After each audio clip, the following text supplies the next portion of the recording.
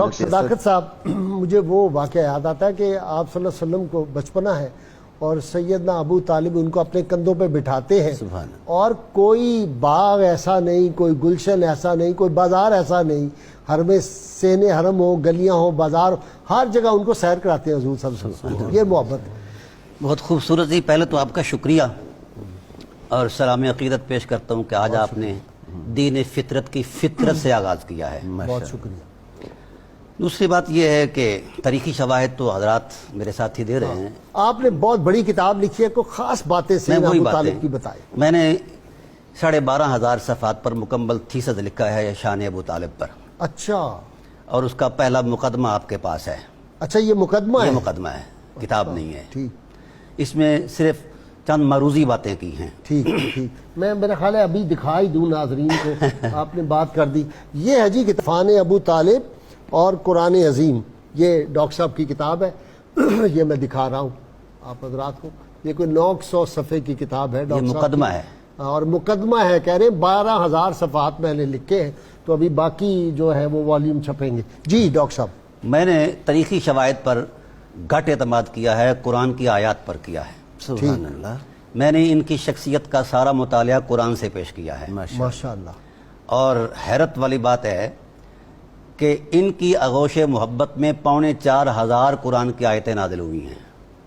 واہ، جو شخص اتنا قرآن کو سمجھتا ہو اس کو لا الہ الا اللہ کی 4,500 اچھا، 4,500 آیتیں، صرف 27 صورتیں یہ مدینہ پاک میں نازل ہوئی ہیں۔ ٹھیک، 10 سال تک جتنا نزول قرآن ہوتا رہا، یا حضور ان کی آغوش میں ہوتے یا ان کے پہلو میں ہوتے۔ یعنی 114 کل صورتیں ہیں، ہاں جی، اور ان میں سے آپ کے بقول 100 نہیں 6,666 آیات ہیں نا، ان میں سے 4,500 یہ صورتوں کی بات کر رہے ہیں نا؟ صورتیں تھی نا 114، ہاں، تو 27 صورتیں جو ہیں وہ مدینہ منورہ میں نازل ہوئی۔ مدینہ منورہ، باقی سارا مکہ میں نازل ہوا۔ اور اس میں سے بھی وہ 3 سال الگ کر کے پھر میں نے اس کی ضرب تقسیم کی ہے، تقریباً 4,500 قرآن کی آیتیں آغوش ابو طالب علیہ السلام میں نازل ہوئی ہیں۔ واہ واہ واہ واہ۔ اور قرآن سے ان کا ربط ایسا ہے کہ جو کچھ انہوں نے کہا قرآن اس کی تائید میں اترا، ماشاءاللہ۔ اور جو کچھ کہا اس کی تائید قرآن حکیم نے کی۔ میں نے 100 سے زائد موافقات قرآن حضرت ابو طالب علیہ السلام کے ساتھ تلاش کی ہیں۔ آپ نے ان واقعات کی طرف اشارہ فرمایا کہ گلیوں میں اٹھا کر پھرتے تھے۔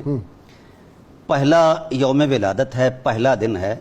سب سے پہلے جناب عبد المطلب علیہ السلام حرم نبوت میں حاضر ہوئے تو حضور کو اٹھا کر چوما اور یہ کہا کہ الحمدللہ الذی آتانی الغلام قد صاد فی الماد فی الغلمان، اللہ تیری حمد ہے، تو نے ایسی عظیم ذات ہمیں عطا فرمائی، یہ پنگوڑے میں تاجدار لگتا ہے۔ واہ واہ واہ واہ۔ قریب میں سبحان اللہ۔ قریب میں حضرت ابو طالب کھڑے تھے۔ سبحان اللہ۔ کہنے لگے ابا جی تضمیناً کچھ کہوں؟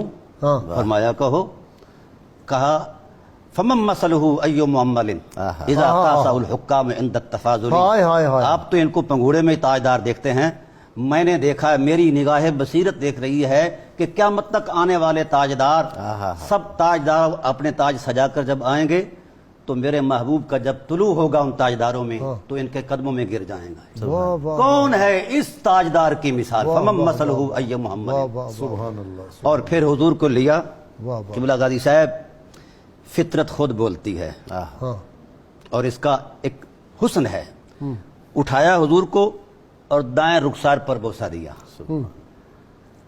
بوسہ دیتے ہوئے جو لمس نبوت کا فیض اندر داخل ہوا تو جذباتی انداز میں بولے ملک الناس لیس لہ شریک هو الوهاب والمبدئ والمعید ومن تحت السماء له بحق ومن فوق السماء له عبید۔ اس بے مثال بنانے والے کو کوئی لا شریک ہی بنا سکتا ہے۔ واہ واہ واہ واہ واہ، کیا کہنے۔ وہ کمال حسن حضور ہے کہ کہ گمان نقص جہاں نہیں، یہی پھول خار سے دور ہے، یہی شمع ہے کہ پھر دھواں نہیں۔ پہلی لوری آپ نے دی۔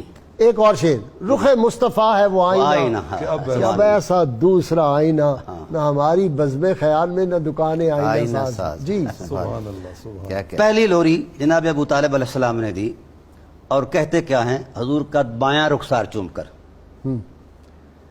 تاریخی شواہد اپنی جگہ پر بحال ہیں، میں نے ان کو کبھی نہیں چھیڑا، میں قرآن کریم کا طالب علم ہوں۔ ماشاءاللہ، سبحان اللہ۔ ابھی نزول وحی کو 40 سال باقی ہیں، اور پورا جزیرہ عرب فترت الوحی سے گزر رہا ہے، ٹھیک، لفظ نبوت سے کوئی آشنا ہی نہیں ہے، واہ تو پہلے اٹھایا اور بائیں رخسارے پر جب بوسہ دیا تو یوں لہرا کر کہا انت النبی محمد اللہ، اگر مسود سبحان اللہ، لمسودین اکارم تابو و تاب المولد نعم الارومت اصلها وامر الخدم الاوحد وانی تزام لم امت وانا الشجاع الاربد سبحان اللہ، وبنو ابیک کانہم اسد کانہم اسد الارین توقدوا. واہ یہ واہ پہلی لوری ہے. ہائے ہائے ہائے، ذرا اس کے ترجمہ کر دیں جو ابھی اشعار آپ نے شعر یہ انت النبی محمد، ابھی قرآن بھی خاموش ہے، وہی بھی خاموش یہ ہے. نبی محمد صلی اللہ علیہ وسلم، اے نبی محمد، اے محمد انت النبی محمد،